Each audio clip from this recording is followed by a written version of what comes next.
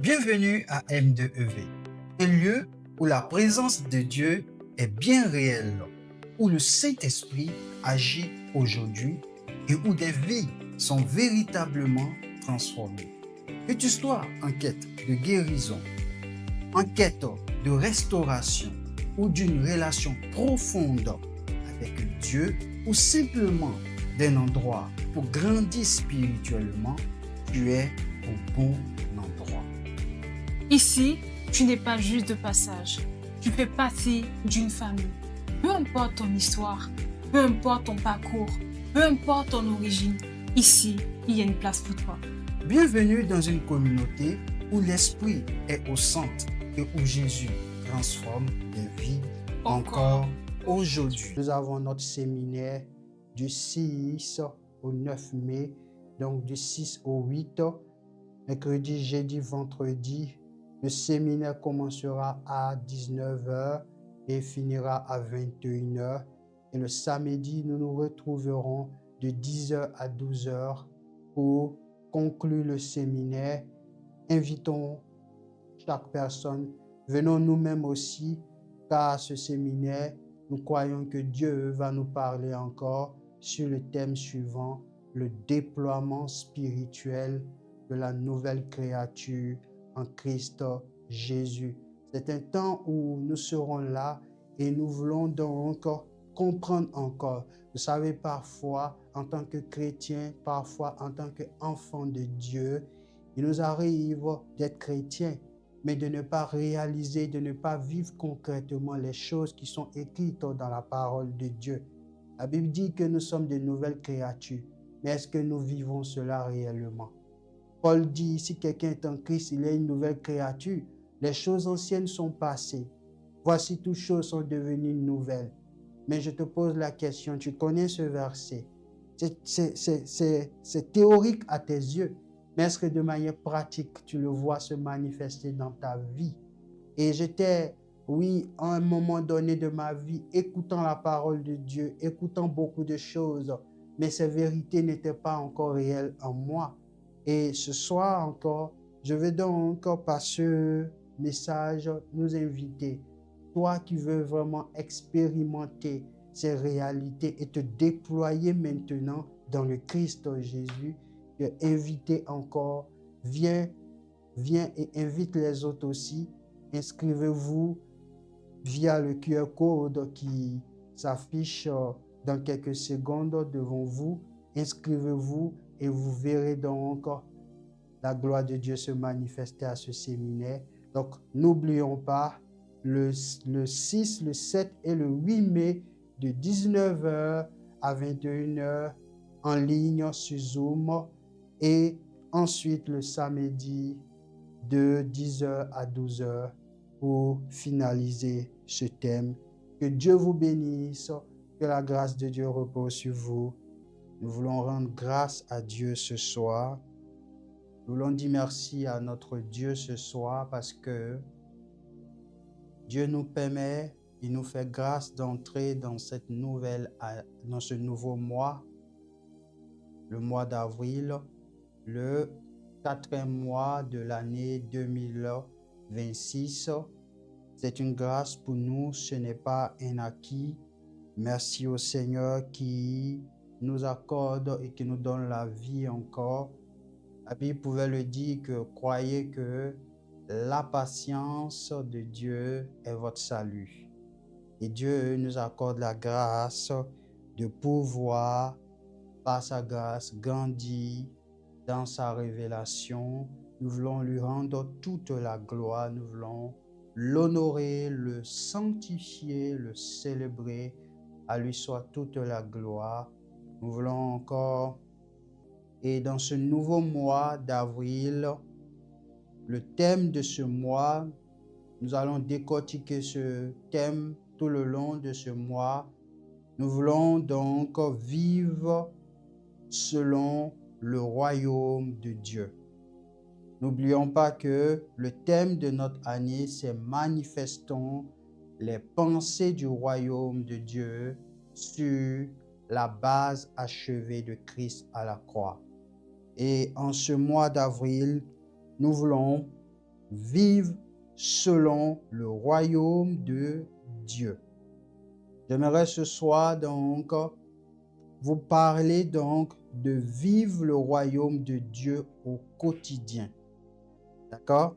Donc le thème de ce soir, c'est vivre le royaume de Dieu au quotidien. Vous savez que nous avons tous un quotidien. Nous avons tous un quotidien et nous avons toute une semaine remplie, nous avons toute une semaine chargée. Nous commençons le dimanche le culte et nous avons lundi, mardi, mercredi, jeudi, vendredi, samedi devant nous. Et chaque jour, nous vivons, chaque jour, nous avançons, mais il est important de comprendre que, étant enfants de Dieu, nous devons apprendre à vivre le royaume de Dieu au quotidien. Alors, vivre le royaume de Dieu au quotidien nous emmène à rechercher d'abord le royaume de Dieu dans tous les aspects de notre vie. Dans tous les aspects de notre vie. C'est important. Et quand je préparais ce message de ce soir, je me suis encore posé des questions et je me suis demandé encore comment tu vis le royaume de Dieu au quotidien. Y a-t-il encore des choses à améliorer dans ta vie? Y a-t-il des choses encore à revoir? Et nous voulons, à la lumière de la parole de Dieu, nous voulons, avec la grâce du Saint-Esprit, nous aider, car c'est lui qui sonde nos cœurs, c'est lui qui sonde nos pensées. Lisons ensemble ce soir Matthieu, le chapitre 6, verset 33. Je vous invite à prendre vos Bibles et ensemble, nous allons lire ce passage qui nous est bien sûr familier. Matthieu, le chapitre 6, verset 33. Lisons, que dit Matthieu? Matthieu dit, cherchez premièrement le royaume et la justice de Dieu, et toutes ces choses vous seront données par-dessus. Parole vivante. La parole vivante dit, préoccupez-vous donc en premier lieu du règne de Dieu et de ce qui est juste à ses yeux. Alors, tout le reste vous sera donné par-dessus le marché. Alléluia, alléluia. C'est un puissant passage que nous devons chaque fois méditer. Nous devons relire ce passage, nous devons regarder ce passage encore et nous poser des questions parfois et nous demander, est-ce que nous avons bien cerné, est-ce que nous avons bien compris la pensée de Jésus-Christ lorsqu'il parlait à ses disciples, lorsqu'il parlait à tous ceux qui étaient présents conformément à ce passage. Jésus parle ici et Jésus va poser quelque chose d'important. Il va donner ce conseil et dans ce conseil, il va dire que nous devons être préoccupés en premier lieu par le règne de Dieu et ce qui est juste aux yeux de Dieu. Déjà, je me suis posé la question et je me suis dit, et j'aimerais ce soir que nous tous, nous puissions nous poser cette question. Quotidiennement, dans notre vie quotidienne, comment nous sommes préoccupés en premier lieu par le règne de Dieu, ce qui est juste à ses yeux. Comment nous le faisons? Comment nous le démontrons? Comment nous le manifestons? Comment nous le pratiquons? Nous voulons suivre Jésus. Et nous sommes sur le chemin de la maturité. Nous sommes sur le chemin où nous cherchons à plaire à Dieu et nous voulons accepter chaque parole de Jésus-Christ. Nous voulons que ces paroles pénètrent profondément notre cœur en ces temps de la fin. En ces temps qui sont la fin, nous sommes dans ce monde, mais nous ne sommes pas de ce monde. Et nous voulons être encore davantage sages. Nous voulons davantage encore ne pas nous laisser corrompre, ne pas nous laisser distraire, ne pas nous laisser tromper par ce qui n'est pas vraiment à la gloire de Dieu, mais nous voulons faire confiance à notre Dieu pour avancer. Regardez, le contexte qui va emmener donc Jésus-Christ à parler, le contexte qui va emmener Jésus à donner ce conseil est le suivant. C'est parce que avant que nous lisons le verset 33, il y avait déjà quelque chose qui s'était produit, qui s'était déjà passé. Il y avait cette notion que Jésus voulait mettre à nu devant tout le monde. Parce que dans le contexte historique, il était question de l'inquiétude humaine. L'inquiétude humaine. Et j'aimerais que nous puissions faire rapidement cette lecture du verset 25 au verset 32. Donc Matthieu le chapitre 6, du verset 25 au verset 32. Il est dit, à partir du verset 25, « C'est pourquoi je vous dis, ne vous inquiétez pas pour votre vie, de ce que vous mangerez, ni pour votre corps, de quoi vous serez vêtus. La vie n'est-elle pas plus que la nourriture, et le corps plus que le vêtement? Regardez les oiseaux du ciel, ils ne sèment ni ne moissonnent, et ils n'amassent rien dans les greniers, et votre Père céleste les nourrit. Ne valez-vous pas beaucoup plus qu'eux? Qui de vous, par ses inquiétudes, peut ajouter une coudée à la durée de sa vie? Et pourquoi vous inquiétez au sujet du vêtement? Considérez comment croissent les lys des champs. Ils ne travaillent ni ne filent. Cependant, je vous dis que Salomon même, dans toute sa gloire, n'a pas été vêtu comme l'un d'eux. Si Dieu revêt ainsi l'herbe des champs qui existe aujourd'hui et qui demain sera jetée au four, ne vous vêtira-t-il pas, à plus forte raison, gens de peu de foi? Verset 31. Ne vous inquiétez donc point et ne dites pas, que mangerons-nous? Que boirons-nous? De quoi serons-nous vêtus? Verset 32. Car toutes ces choses, ce sont les païens qui les recherchent. Votre Père céleste sait que vous en avez besoin. Voilà le décor que Jésus va planter ici, du verset 25 au verset 32, pour mettre en lumière, pour mettre en exergue l'inquiétude humaine.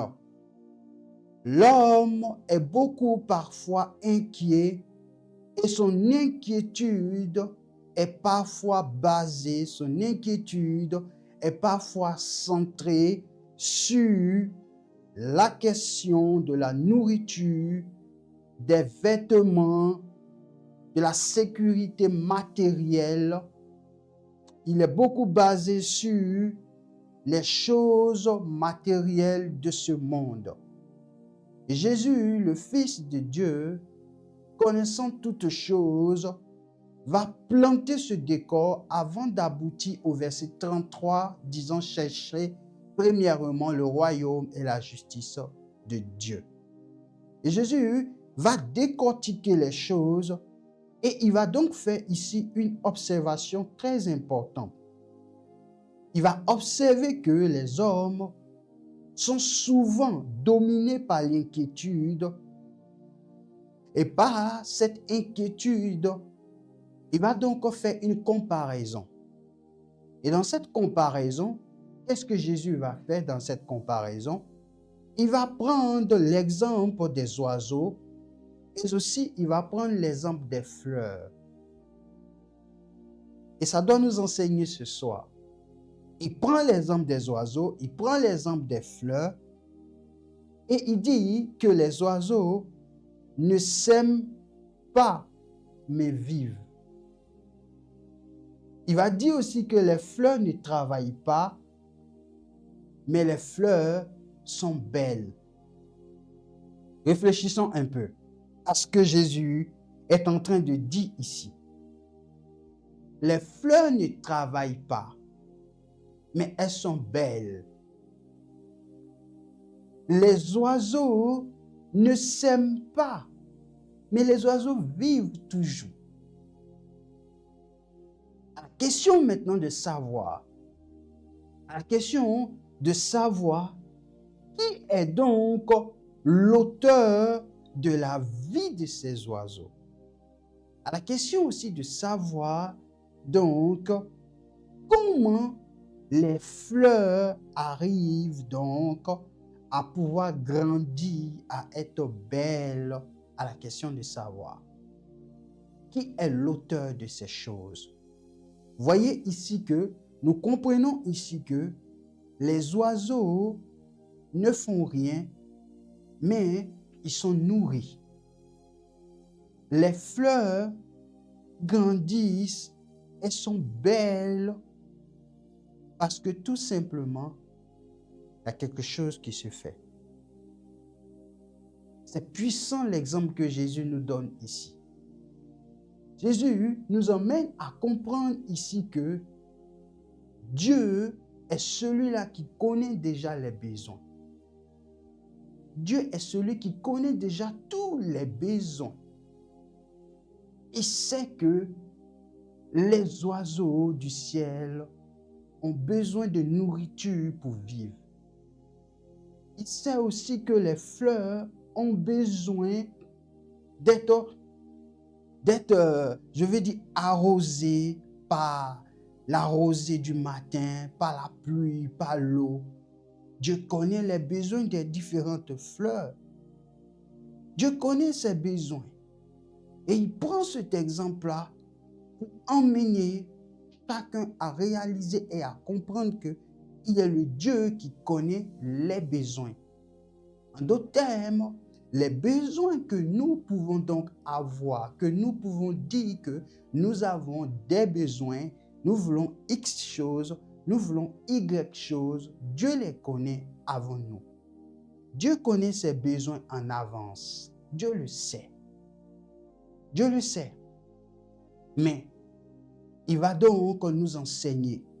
Pour nous qui suivons le Seigneur, pour nous qui marchons, qui voulons marcher dans les voies de Dieu, dans les pas de Dieu, dans la volonté de Dieu, pour nous qui voulons exécuter les projets de Dieu, les plans de Dieu, Jésus nous emmène sur un terrain où il nous dit, attention, il y a donc dans ce monde des besoins. Il y a donc dans ce monde des réalités. Mais vous devez donc chercher premièrement le royaume de Dieu. Il y a une contradiction ici avec le mode de la vie naturelle. Parce que nous devons comprendre qu'une personne qui ne travaille pas, une personne qui ne va pas à ses occupations, c'est sûr que cette personne ne pourra pas donc manger. Nous sommes formatés donc par rapport donc à ce mode de vie où il faut se lever le matin très tôt pour aller vaquer à ses occupations, pour aller travailler. Il faut mener telle activité. Si nous ne menons pas telle activité, il serait impossible pour nous de pouvoir avoir et d'obtenir quelque chose. Mais Jésus le sait. Jésus connaît le système du monde. Mais Jésus va donner un conseil qui est diamétralement opposé à ce que nous pouvons penser. Il dit chercher. Premièrement, le royaume de Dieu. Alors, c'est quoi chercher? Qu'est-ce que ce mot implique chercher? Chercher implique ou chercher veut dire que nous entrons dans une quête active. Nous rentrons dans une quête active. C'est une priorité constante. C'est une orientation de vie. Vous voyez? C'est ça chercher. Chercher, c'est une priorité constante. J'ai une priorité. J'ai une quête. Mais ma quête, elle est active. Elle est active. Chercher ramène à une orientation de vie. Où je m'oriente. Où ma vie s'oriente. Ma vie, elle est orientée sur quoi? Ma vie, elle cherche à aboutir à quoi? Parce que le chrétien que nous sommes, les enfants de Dieu que nous sommes, si nous n'avons pas compris déjà l'expression chercher, nous ne comprendrons pas le sens réel de ce que Jésus veut nous emmener à comprendre. Cherchez premièrement le royaume. Cherchez le royaume. Il faut que nous arrivons dans notre propre cœur, dans notre cœur, nous ayons cette soif, cette quête active, mais constante. En d'autres termes, chercher, ce n'est pas une recherche occasionnelle, mais c'est une poursuite. C'est une poursuite centrale. Elle est centrale. Elle doit être donc le centre de notre vie. Jésus était en train d'emmener ceux qui l'écoutaient à comprendre que le royaume de Dieu, en fait, doit être votre quête active. Le royaume de Dieu doit être votre recherche centrale, mais pas occasionnelle. Pas occasionnelle. C'est-à-dire que on ne cherche pas le royaume de Dieu sur 2 jours, sous 2 jours, ou sur 5 jours, et on passe à autre chose. Non. Voici pourquoi je dis, vivre quotidiennement le royaume de Dieu. Et cela nous emmène à réfléchir, cela nous emmène à nous poser des questions intérieures, pour que nous soyons nous-mêmes vrais envers nous-mêmes, en nous posant la question, quelles sont donc nos orientations de vie? Quelle est donc notre priorité constante? Est-ce que nous avons réalisé que le royaume et la chercher en fait nous emmène à pouvoir nous oublier, chercher nous emmène à pouvoir comprendre que le royaume de Dieu est essentiel pour nous. Le royaume de Dieu est essentiel pour nous. Regardez quelque chose. Il dit chercher et il dit le royaume de Dieu. Depuis le début de cette année, nous sommes en train d'expliquer c'est quoi le royaume de Dieu. Et j'ai déjà montré que le royaume de Dieu, c'est le règne de Dieu. Le royaume de Dieu, c'est l'autorité de Dieu dans notre vie. Le royaume de Dieu, c'est la manifestation des valeurs de Dieu en nous. Ça veut dire quoi? Ça veut dire que vivre le royaume de Dieu, chercher le royaume de Dieu, c'est vivre sous la direction de Dieu. Chercher le royaume de Dieu, c'est vivre sous la direction de Dieu. Maintenant, posons-nous la question de savoir pourquoi Jésus nous emmène à pouvoir mettre au centre le royaume de Dieu. Parce que nous sommes dans ce monde, mais nous ne sommes pas de ce monde.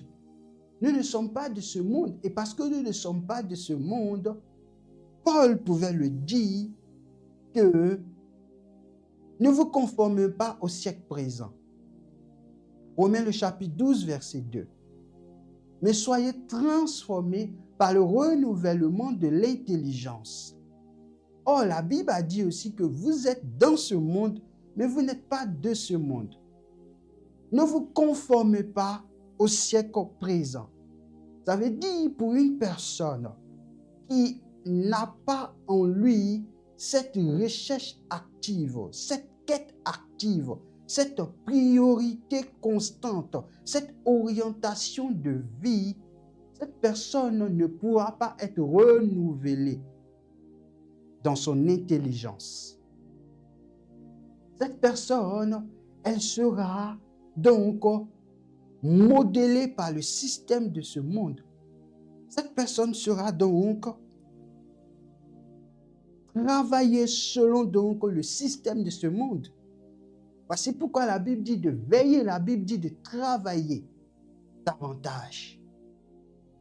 Et lorsque nous avons donc dans notre cœur cette révélation, nous voulons chaque jour, dans le monde que nous sommes, nous voulons chaque jour chercher le règne de Dieu dans notre vie. Or, la soumission à Dieu, c'est une soumission quotidienne jusqu'à ce que Jésus revienne. La soumission à Dieu, c'est une soumission quotidienne parce que Jésus pouvait le dire, sans moi, vous ne pouvez rien. Sans moi, vous ne pouvez rien. Sans Jésus, nous ne pouvons rien. Sans Jésus, nous ne pouvons rien. Et il continue, il dit, après avoir parlé du royaume de Dieu, il ajoute la justice. La justice de Dieu qui est tout simplement vivre selon les standards de Dieu. D'accord? Vivre selon les standards de Dieu.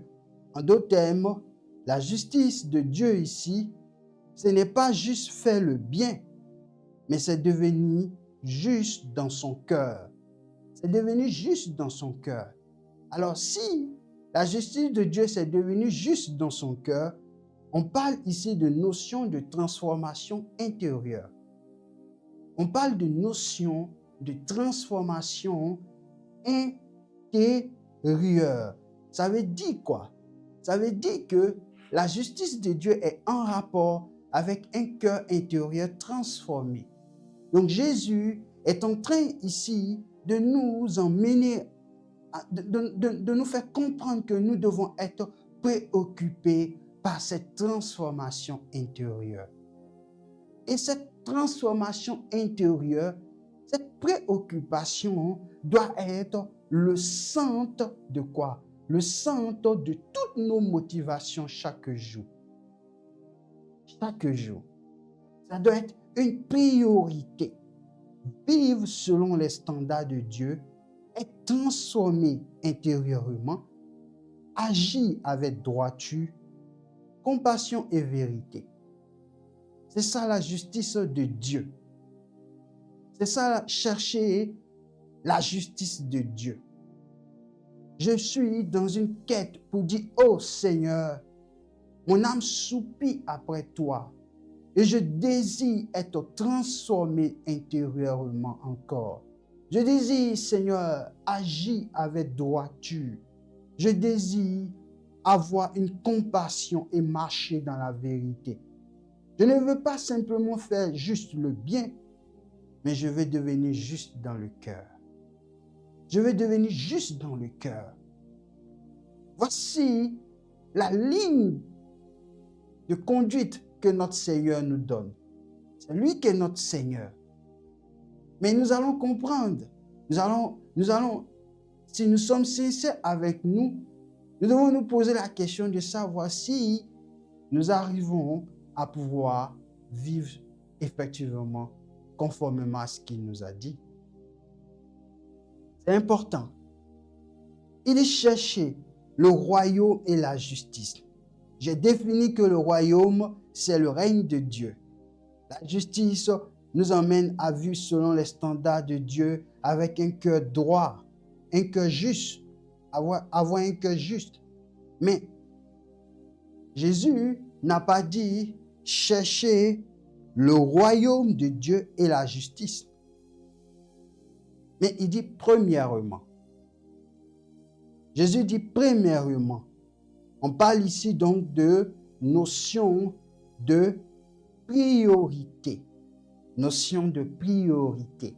Ça veut dire quoi? Un chrétien qui est venu, qui a accepté le Christ dans sa vie comme sauveur et qui décide de suivre les pas de Christ, ce chrétien, prioritairement, le règne de Dieu, prioritairement, la justice de Dieu doit toujours être manifeste dans sa vie. Et chercher donc cela demande du prix. Quand je dis cela demande du prix, cela demande à ce que nous soyons effacés. Cela demande à ce que nous distinguons donc des autres. Cela demande un sacrifice. Nous devons nous offrir chaque jour, quotidiennement. Nous devons donc apprendre à nous discipliner dans ce style de vie, ce qui n'est pas évident dans le monde où nous sommes, avec les activités, avec tellement de choses qui se passent. Quels sont ceux qui vont se démarquer? Quels sont ceux qui vont, marquer la différence? La Bible nous enseigne et la Bible nous dit qu'au temps de Noé, il y avait tellement de personnes qui existaient. Mais Noé a trouvé grâce aux yeux de Dieu. Parce que la Bible dit qu'il était dans la justice. Il était dans la justice. Noé était démarqué. Noé était démarqué. Et la parole de Dieu qui est inscrite, elle nous a été communiquée pour que nous sachions la prendre pas à la légère, mais que nous discernons au travers de cette parole et que nous arrivons dans notre monde dans lequel nous sommes, à notre temps aussi, savoir nous démarquer. Savoir nous démarquer. Parce que le temps passe vite. Les activités sont énormes. Mais quels sont ceux qui vont donc chercher à écouter avec les oreilles spirituelles, avec l'esprit de discernement, les paroles de Christ et ne pas inverser les choses? Car dans le royaume de Dieu, lorsque nous faisons une étude profonde des valeurs du royaume de Dieu, nous nous rendons compte que les valeurs du royaume de Dieu sont quasiment contraires aux valeurs du monde. Elles sont quasiment contraires aux valeurs du monde. Et quand nous réfléchissons avec notre intellect, quand nous réfléchissons avec notre esprit naturel, nous voyons que ça ne marche pas. Et c'est là que la notion de la foi rentre en ligne de compte. La notion de la foi rentre en ligne de compte.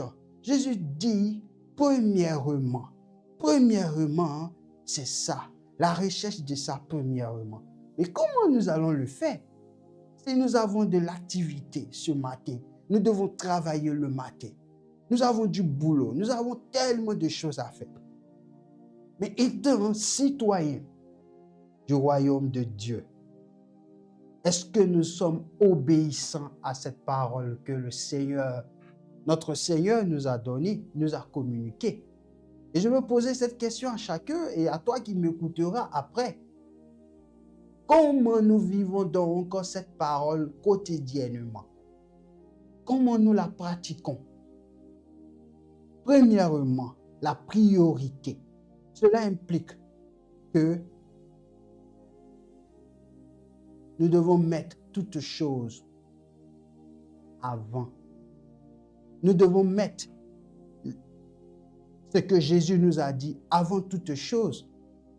Ça implique que avant l'argent, avant la sécurité, avant les ambitions personnelles, le royaume de Dieu et la justice de Dieu, d'abord, chose qui n'est pas vraiment évidente parfois pour nous chrétiens, n'est-ce pas? Chose qui n'est pas évidente. Mais Dieu nous appelle à pouvoir mourir à nous-mêmes. Il y a des domaines de nos vies encore que nous devons donc réfléchir. Est-ce que dans ces domaines de vie, le royaume de Dieu est en priorité? Il nous arrive de blesser le cœur de Dieu. Il nous arrive de pouvoir attrister le Saint-Esprit par nos actions, par nos attitudes. Parfois, nous sommes préoccupés, nous voulons faire d'abord nos activités et quand nous arrivons donc, nous disons, oui c'est bon, je contrôle les choses, je contrôle tout maintenant, place maintenant à Dieu. Mais le Saint-Esprit est offensé au fond de lui. Rappelons-nous que le Saint-Esprit vit en nous. Notre corps est le temple du Saint-Esprit. Le Saint-Esprit est là pour nous conduire dans la vérité de Dieu. Mais lorsque nous priorisons les choses personnelles avant donc ce que Jésus nous dit de faire, nous attristons le Saint-Esprit. Nous ne marchons pas dans les voies de Dieu comme cela. Nous ne marchons pas conformément à la volonté de Dieu. Ici, il y a une inversion radicale des priorités humaines. Et suivre le Christ, obéir au Christ, respecter le Christ demandera du sacrifice. Cela demandera une renonciation. Cela demandera un sacrifice.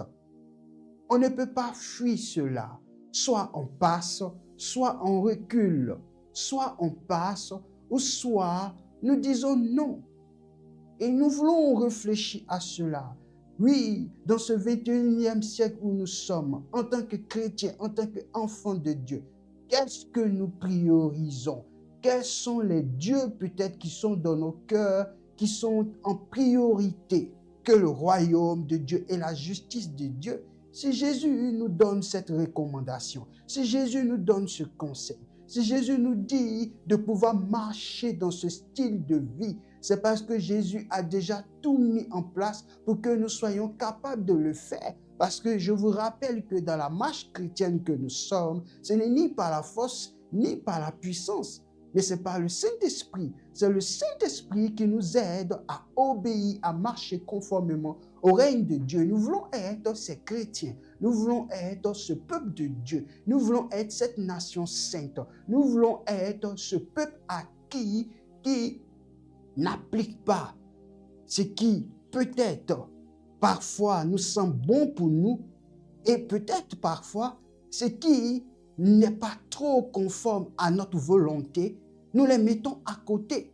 Nous voulons être entièrement soumis à la parole de Dieu, soumis à la révélation de Dieu, soumis au règne de Dieu.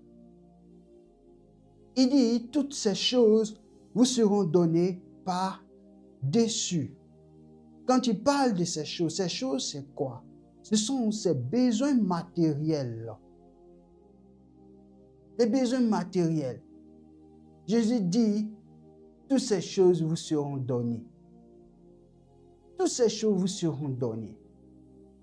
C'est une promesse que Jésus fait ici. C'est une promesse. Qu'est-ce qu'il veut dire ici? Jésus veut montrer ici que c'est lui qui est le Dieu qui pourvoit. Il est le Dieu pourvoyeur. Il est le Dieu pourvoyeur. D'accord? Jésus pourvoit, mais pas selon nos désirs. D'accord? Plutôt selon nos besoins. D'accord? Jésus pourvoit pas selon nos désirs, plutôt selon nos besoins. Quand il dit toutes ces choses vous seront données par-dessus, c'est que Dieu nous donne en fonction de nos besoins.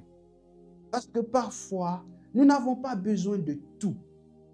Il nous arrive parfois les motivations qui nous emmènent à prier parfois pour demander certaines choses à Dieu.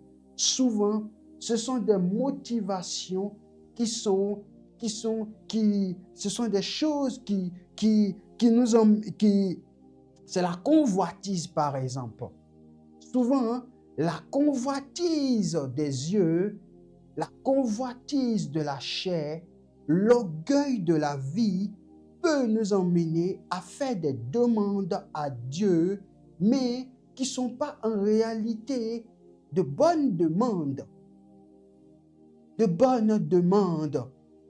C'est comme une personne, par exemple, qui a déjà un téléphone et le téléphone lui sert à faire tout déjà. Et il voit une personne qui a un téléphone qui est certainement sophistiqué que son téléphone. Mais dans le fond, le téléphone sert déjà à faire tout. Et quand il voit le téléphone, il prie et il demande à Dieu, Dieu, je veux avoir ce téléphone. Mais si Dieu te donne ce téléphone, qu'est-ce que tu feras de ce téléphone de plus que ce que tu faisais déjà? Puisque ton besoin est déjà comblé. Puisque ton besoin est déjà comblé.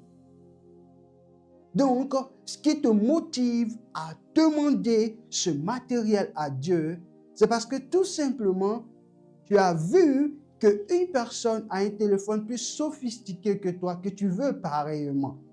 Il y a une notion ici de convoitise. Il n'y a pas un but principal ici. Et dans ces conditions, Dieu ne peut pas donc exaucer nos vœux. Vous me suivez? Dieu ne peut pas exaucer nos vœux ici. Nous devons comprendre que Dieu est le Dieu pourvoyeur, mais pas forcément selon nos désirs. Et il arrive parfois que certains chrétiens, parfois, lorsqu'ils demandent des choses à Dieu et qu'ils ne l'ont pas, ils en veulent à Dieu. Ils trouvent que Dieu est le Dieu de l'injustice. Dieu n'est pas le Dieu de l'injustice. Dieu nous donne selon nos besoins. Si Dieu sait que tu dois donc faire sa volonté, faire son œuvre, et la volonté que tu dois faire pour Dieu, pour la faire chaque jour, il te faut parcourir, par exemple, 100 à 150 km. Bien évidemment, tu ne marcheras pas chaque jour. À un moment donné, tu risques d'avoir des problèmes de santé. Dieu peut te permettre donc d'avoir un véhicule pour te permettre de te déplacer. C'est un besoin légitime. C'est un besoin normal. Vous voyez? Donc Dieu nous donne en fonction de nos besoins. De nos besoins. En d'autres termes, lorsque nous cherchons le royaume de Dieu et la justice de Dieu, en même temps, Dieu sait par avance ce dont nous avons besoin. Dieu sait par avance ce dont nous avons besoin. Je veux donc nous emmener à comprendre quelque chose aussi. C'est que nous faisons donc une mauvaise lecture de ce passage de Matthieu le chapitre 6, verset 33. Nous faisons une mauvaise lecture parfois. Souvent, nous comprenons par ce passage que si je suis spirituel, Dieu va me rendre riche. Il nous est arrivé parfois de nous dire ces choses. Il nous est arrivé parfois de penser ainsi. Mais j'aimerais nous dire ce soir que c'est une mauvaise lecture de ce passage. C'est une mauvaise lecture de ce passage. De dire que si je suis spirituel, Dieu va me rendre riche.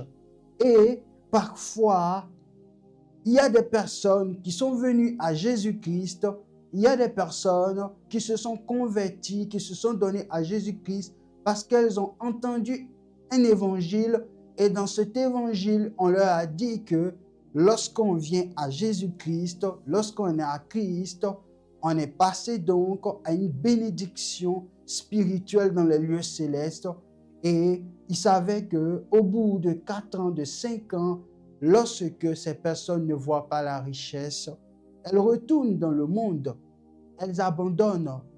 Pourquoi? Parce que dans la connotation, dans la lecture mauvaise de ce passage par certaines personnes, nous croyons que être spirituel, ça veut dire que Dieu nous rendra complètement riches. Mais la bonne lecture que nous devons faire de ce verset, nous devons dire que si je mets Dieu au centre, je n'ai plus besoin d'être obsédé par le matériel.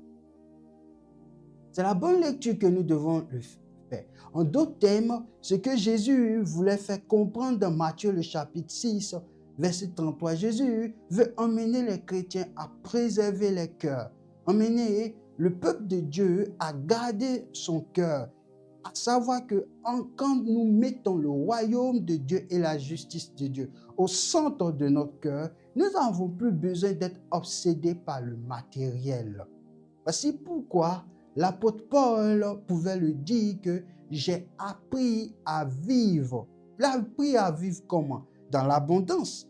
Mais Paul dit aussi qu'il a appris à vivre aussi dans quoi? Dans une vie qui est modeste. Pourquoi? Parce qu'il n'était pas préoccupé par les biens de ce monde. Et même, il pouvait le dire qu'il a refusé certains dons afin de ne pas être à charge des églises. La Bible nous enseigne qu'il a travaillé. Il était faiseur de tentes. Pourquoi? Parce que l'apôtre Paul avait pour pensée centrale la croix de Jésus-Christ. Il dit, j'ai été crucifié avec le Christ. Et si je vis, ce n'est plus moi qui vis, c'est le Christ qui vit en moi. Lorsque Jésus est venu, la Bible dit, il s'est dépouillé. Il a laissé cette gloire qui lui appartenait. Mais lorsqu'il est venu, il est né dans une crèche. La Bible dit que lorsqu'il passait dans certains endroits, on ne pouvait même pas savoir que c'était le Fils de Dieu. Jésus n'a pas cherché une certaine gloire. La Bible dit que lorsqu'on voulait donc venir le prendre pour faire de lui roi, il s'est éloigné, il s'est écarté. Pourquoi? Parce qu'il avait une mission centrale. Il avait quelque chose à accomplir pour son Père. En d'autres termes, le chrétien doit comprendre, comme l'apôtre Pierre nous enseigne, que nous sommes des pèlerins sur terre. Notre confiance ne doit pas être dans le matériel. Notre confiance ne doit pas être dans les choses périssables parce que nous avons été rachetés à un grand prix, un prix inestimable. La croix de Jésus-Christ est la puissance de Dieu qui nous a rendus libres et qui nous a donné un accès par grâce dans le règne de Dieu, dans la profondeur du règne de Dieu. Nous devons donc ne pas être obsédés par le matériel, être obsédés par les choses de ce monde. Et bien évidemment, c'est l'obsession du matériel qui nous emmène dans l'inquiétude. Vous me suivez? C'est lorsque nous sommes obsédés par le matériel que nous sommes toujours dans l'inquiétude, que nous sommes toujours dans, oui, les peurs, les craintes. Mais Jésus équilibre les choses et Jésus nous emmène à comprendre et voudra nous dire, si vous ne voulez pas être obsédé par le matériel, par les biens de ce monde, par les choses de ce monde, afin d'être esclave de cela, vous devez mettre au centre de votre vie Dieu. Vous devez mettre au centre de votre vie le royaume de Dieu et la justice de Dieu. En d'autres termes, ce verset nous emmène à comprendre que, tout simplement, nous emmène à une réalité profonde.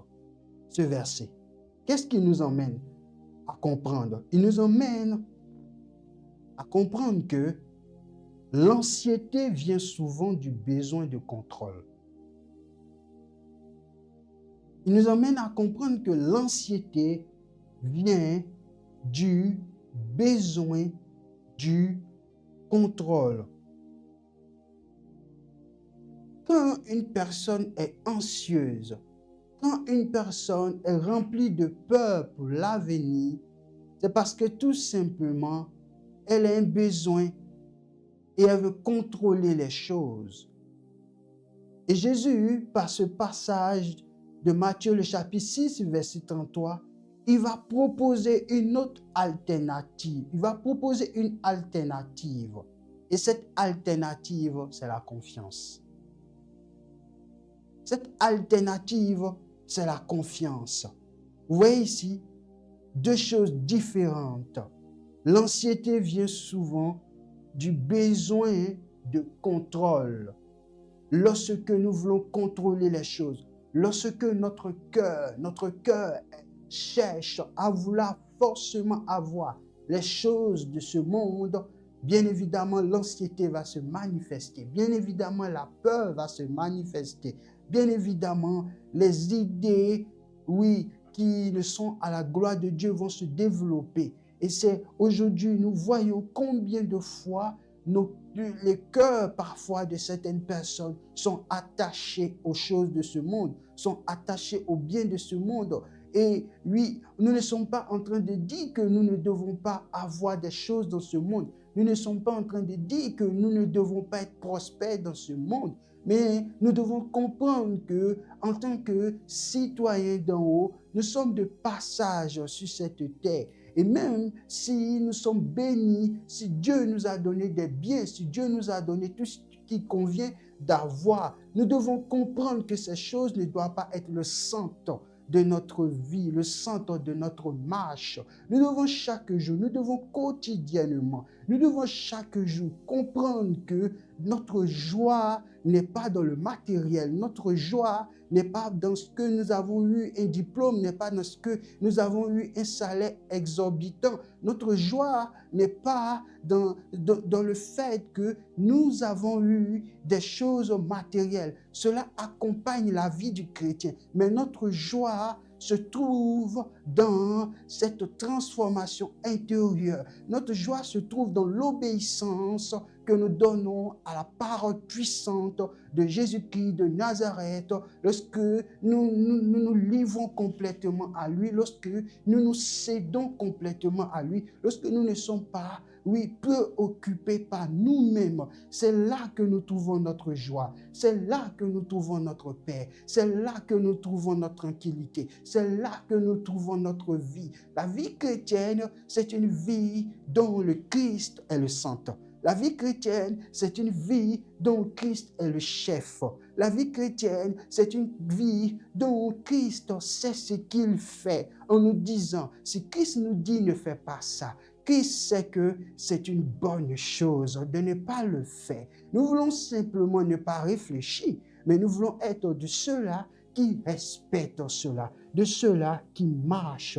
Oui, nous voulons donc chercher le royaume chaque jour. Car chercher le royaume chaque jour donne un sens à notre vie. Chercher le royaume chaque jour recentre notre vie. Chercher le royaume chaque jour nous libère de l'obsession matérielle. Chercher le royaume chaque jour nous emmène à ne plus être esclaves, nous emmène à ne plus être esclaves des choses de ce monde. Est-ce que nous poursuivons ce soir, toi qui m'écouteras après et toi qui m'écoutes en présentiel? Oui, qu'est-ce que nous recherchons réellement? Qu'est-ce que nous mettons, oui, en priorité? Et ce soir, j'aimerais terminer par ça en disant que, en application spirituelle, nous devons donc examiner chaque domaine de notre vie à la lumière de la parole de Dieu. Et à partir de cet examen intérieur, par l'aide du Saint-Esprit, nous devons savoir chaque jour quand nous nous réveillons, chaque jour quand nous vivons notre vie, chaque jour quotidiennement, comment donc le royaume de Dieu est manifeste au centre de notre vie. Est-ce que notre priorité est dans rapidement je vais faire mon travail et après je vais donc chercher à faire ce que Dieu demande? Nous inversons les choses. Nous voulons demander la grâce de Dieu. Que Dieu nous aide dans ce sens. Nous voulons demander la grâce de Dieu. Nous voulons examiner chaque domaine de notre vie à la lumière de la parole de Dieu. Mais aussi, nous voulons faire de la relation avec Dieu le moteur de nos priorités et de nos décisions. Vous m'entendez ce soir? Faisons de la relation avec Dieu le moteur de nos priorités et de nos décisions. Il peut arriver parfois que lorsque nous avons nous avons un appel, nous avons souvent des informations qui nous parviennent parfois.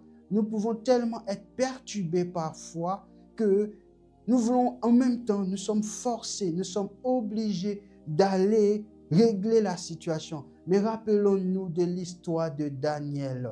Daniel savait qu'une loi avait été votée, la loi des Perses et des Mèdes, stipulant que toute personne qui n'obéissait pas à cette loi serait donc jetée dans une fosse aux lions. Mais la Bible nous enseigne quoi? La Bible nous enseigne que Daniel, qui priait matin, midi et soir, n'a pas changé son programme. Il est resté donc toujours dans ce programme. Il a fait de sa relation avec Dieu le moteur de ses priorités et de ses décisions. Daniel savait ce qu'il attendait. Daniel savait que, oui, en suivant ce que Dieu lui a dit de faire, cela pouvait coûter à sa vie. Mais Daniel est resté juste, il est resté droit dans ce que la parole de Dieu lui a été dite. Mais Dieu sait récompenser ses enfants. Nous avons vu que malgré toutes choses, il a été jeté dans la fosse aux lions. Et étant dans cette fosse aux lions, il a été donc l'ami des lions. Dieu l'a gardé. Mais la Bible nous enseigne que ceux qui avaient voté cette loi, lorsqu'ils ont été jetés dans la fosse aux lions, avant même qu'ils arrivent dans cette fosse aux lions, les lions avaient déjà ouvert les gueules. Ils les attendaient déjà pour pouvoir les broyer. Cela veut nous enseigner quoi? Cela veut nous enseigner que quiconque place sa confiance en Dieu, quiconque, oui, fait confiance aux paroles de Dieu, Dieu qui est l'instigateur du besoin, Dieu qui est le protecteur parfait, Dieu qui est le Dieu éternel, il sait protéger ses enfants, il sait garder ses enfants, il sait prendre soin de ses enfants. Et nous voulons être ces chrétiens, nous voulons être ce peuple qui se démarque. Nous ne voulons pas faire comme tout le monde, nous ne voulons pas faire comme les autres. Nous voulons marquer une différence dans ce style de vie. Et pour terminer, nous devons comprendre, troisièmement, comme application spirituelle, nous devons chercher constamment à aligner nos désirs et nos ambitions avec la justice et l'amour du royaume de Dieu. Aligner, c'est important. Nous devons aligner nos désirs et nos ambitions avec la justice et l'amour de Dieu. Quel que soit le désir que nous ressentons, quelles que soient les ambitions que nous avons. Nous devons comprendre que suivre Jésus-Christ, c'est nous soumettre. Comme Jacques pouvait le dire, soumettez-vous à Dieu. Soumettez-vous à Dieu. Parfois, nos désirs sont des désirs qui sont contraires à ce que l'Écriture a marqué. L'Écriture nous dit, nous devons donc appliquer ça. Mais nous avons des désirs contraires à cela. Mais la vraie différence du disciple, de celui qui veut progresser avec Dieu, sera de ne pas chercher à comprendre et de dire, Seigneur, j'ai un désir contraire à ce que tu me dis, mais je veux, Seigneur, me soumettre à ce que tu dis, car ta parole est vérité. Ta parole est vérité et tu existes, oui, d'éternité en éternité. Et tu sais ce qui est juste pour moi. Tu sais ce qui est bon pour moi. Nos ambitions parfois sont des choses qui peuvent aller dans le sens contraire de ce que Jésus nous dit. Mais obéissons à Jésus. Suivons Jésus. Marchons conformément à ce que Jésus a dit. Mais je vous assure que Jésus, qui est celui qui est l'auteur du besoin, il comblera nos besoins. Nous ne manquerons de rien. Le roi David pouvait le dire. Il dit, je n'ai manqué de rien. Il dit, l'Éternel est mon berger, je ne manquerai de rien. David dit que tout le long de sa vie, il n'a manqué de rien. Certes, nous sommes dans un monde parfois où les épreuves, les difficultés peuvent nous accabler, peuvent, oui, nous stresser, peuvent nous mettre dans une pression dans laquelle parfois il nous arrive à pouvoir oublier ce passage et à pouvoir nous soumettre à la pression de ce monde. Mais la Bible nous enseigne que Jésus-Christ, lorsqu'il est venu sur la terre, il était venu pour sauver le monde. Il a été face à la pression. Il a été face à cette souffrance. Et lorsqu'il était dans le jardin de Gethsémani, il a dit, Père, cette chose qui arrive pouvait s'éloigner de moi, mais toute pas ma volonté, mais ta volonté. Il y avait la pression, il y avait le danger qui arrivait, il y avait l'épreuve qui arrivait, il y avait la souffrance qui arrivait. Mais la Bible dit, se remettant à son Père, il s'est toujours remis à son Père. Et nous voulons aussi nous remettre à notre Père. Nous voulons dire, Seigneur, oui, même s'il y a la pression de ce monde, même s'il y a l'épreuve, il y a la difficulté, même s'il y a tellement de choses qui peuvent nous emmener à pouvoir désobéir à ce passage. Seigneur, ta grâce vient nous porter et aide-nous, non pas nos désirs, non pas nos ambitions, mais ta parole, ce que tu as dit. Et le Seigneur dit à tes résolutions, répondra le succès. Nous voulons ce soir encore, oui, marcher de façon quotidienne dans l'obéissance en recherchant le royaume de Dieu et la justice de Dieu. Que Dieu bénisse sa parole et prions ensemble ce soir. Alléluia. Excellent Père de grâce ce soir encore, nous nous remettons à ta grâce en tant qu'Église, en tant que peuple de Dieu que tu as racheté par le sang précieux de Jésus, par le sang de l'agneau qui a donné sa vie en rançon pour nous sauver, pour nous libérer et pour nous délivrer. Oui, ce soir, nous nous tenons devant toi, notre Dieu, notre Père. Oui, ce peuple devant toi, cette Église devant toi, notre Dieu, notre Père. Prions les uns pour les autres, prions pour chacun ce soir encore, afin que Dieu éternel, tu nous aides et que tu ouvres encore nos yeux spirituels et que tu nous emmènes, notre Seigneur et notre Dieu, à cette dimension de vie où nous ne nous appartenons plus et que, Seigneur, cette réalité de passage que Paul pouvait le dire, oui, ce n'est plus moi qui vis, c'est le Christ qui vit en moi. Que cette dimension de vie, notre Dieu, soit manifeste en nous. Seigneur, nous savons combien de fois il y a tellement de réalités dans ce monde dans lequel nous sommes, tellement de défis, tellement d'épreuves, tellement de difficultés. Combien de fois, parfois, les nouvelles sont suscitées de part et d'autre. L'ennemi qui travaille, qui suscite des événements, des circonstances pour pouvoir accabler tes enfants, pour pouvoir pousser tes enfants à être concentrés sur les problèmes de la vie, sur les difficultés de la vie. Et parfois, il nous est arrivé, Seigneur, de pouvoir, Seigneur, focuser nos pensées sur les soucis, sur les épreuves de ce monde.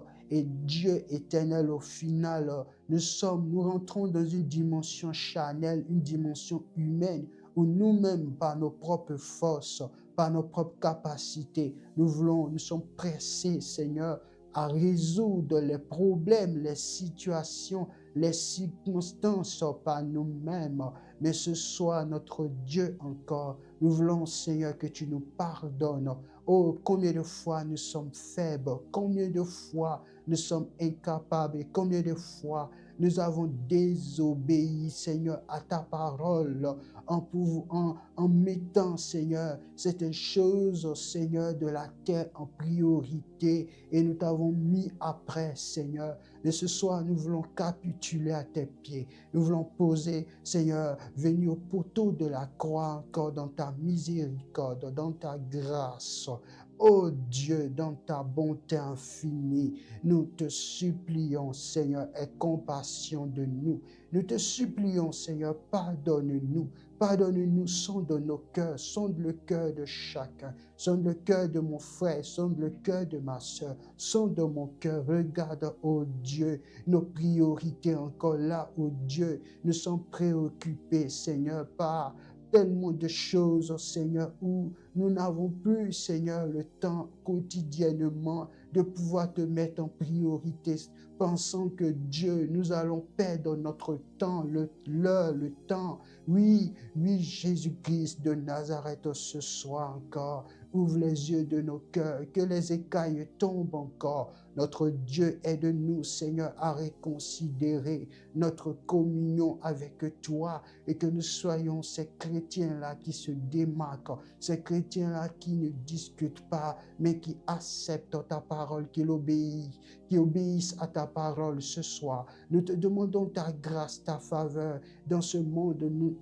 Bien sûr, nous sommes dans ce monde, mais nous ne sommes pas de ce monde. Ce soir, Seigneur, nous te demandons ta grâce encore. Moi, le premier, et tout ce peuple, Seigneur, tous ceux qui nous suivront aussi, Seigneur, que, Seigneur, chaque cœur s'humilie devant toi, que chaque cœur se prosterne devant toi et que ta faveur, ta grâce infinie nous vienne en aide pour qu'il y ait changement dans nos pensées, qu'il y ait un shift encore, qu'il y ait, Seigneur, une transformation, que notre système de pensée encore puisse changer et que Dieu éternel, nous soyons travaillés de l'intérieur, préoccupés par le royaume de Dieu, par la justice de Dieu, ô Seigneur. Éclaire-nous, transforme-nous intérieurement encore. Nous ne voulons pas être de ceux-là qui sont superficiels et qui vivent cette vie chrétienne superficiellement.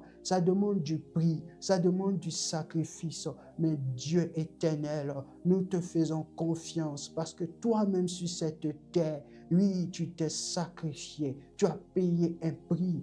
Ta vie n'a pas été une vie si facile sur terre et nous sommes conscients des difficultés, des réalités dans ce monde. Mais Seigneur, nous voulons dire, Seigneur, avec toi, nous ferons des exploits, notre Dieu. Et ce soir encore, viens, oh Seigneur, nous aider à pouvoir prioriser, Seigneur, le royaume de Dieu chaque jour dans nos vies quotidiennement. Là où encore, Seigneur, il y a, Seigneur, Seigneur Jésus-Christ de Nazareth, la négligence. Là où il y a encore, Seigneur Jésus de Nazareth, oh Père, tellement de choses que nous minimisons. Nous voulons que tu te révèles à nous, que les écailles tombent.